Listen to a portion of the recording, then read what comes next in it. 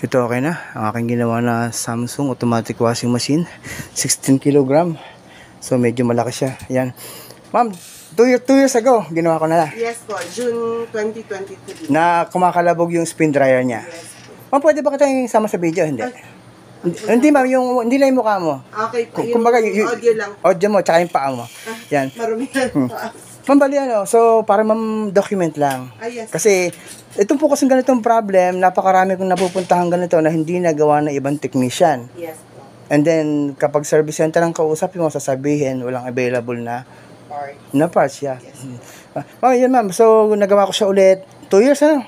Yes O more than 2 years. Almost 2 years ago. 2023 po. 2023, oh. Yes. Pero kita mo, 2 years ang tinagal. Yes po. Ang sabi niyo po is may warranty na 3 months. Yes po. Pero 2 years. Inabangan ko ng 3 months. Oh, hindi talaga. Ang pala yan. Ma'am, bali, so yun ma'am, okay na ulit ngayon yan. So talagang, ito kasi ma'am talaga, dami kong napupuntahan before na to na hindi nagawa ng ibang technician. At ako, hindi ko rin magawa. Opo. So ang ginawa ko, inaral ko. Dahil siyempre, dati akong technician ng 2 service center, Panasonic, Electrolux. And then 30 years ng technician. So ngayon, okay naman ulit to. Okay. Pag makikita mo ma'am na okay siya kasi hindi na siya bouncy. Kumbaga may laban na yung kanyang shock absorber. Para i-absorb niya yung impact para hindi siya magiging ganyan-ganyan. Okay na ma'am yan. Ma'am, 3 months warranty tayo. Ma'am, kamay mo lang. Yan. Ma'am, thumbs up mo. Okay Yan. po. Anong date po tayo ngayon? May 5. May 5, 2025. So 3 months warranty ma'am. Yes po. Pero expect na tatagal ulit ito ng hopefully 3 years na. Sana po. Hindi kasi kumbaga Po, ang dami din po kasing gumamit nito. Ah. Tsaka bugbog po siya, laging comforter ang... Ay, nga. So, laging comforter, pero 2 years pa nasira. Yes po. Kita mo. Lagi pong Kasi, minaster ko nga yung pag-repair.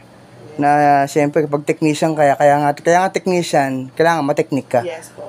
Yan. Sige, ma'am. Yes. Sara ko na para okay na. Okay, thank you so Yan. much po. So, yung 4 na suspension ng aking... So, ma'am, dinala ko yung suspension mo, di ba? Pyesa.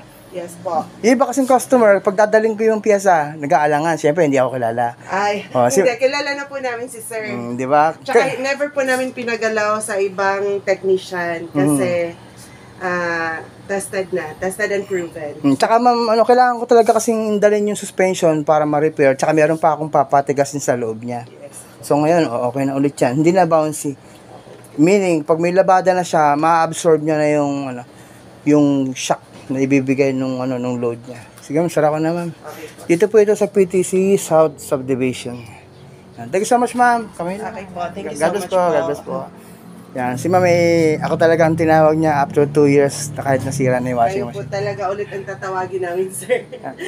Maniwala ka, kapag tumawag ka naman ng iba, napakaliit ng chance na magawa ng Hindi, iba. ayoko din po basta-basta nagtitiwala. Okay, ma'am. Hindi po basta-basta nagtitiwala. Tsaka yun, ma'am, dati kong technician ng Panasonic tsaka Electrolux. So, ibig sabihin, service center level din naman ang aking binibigay.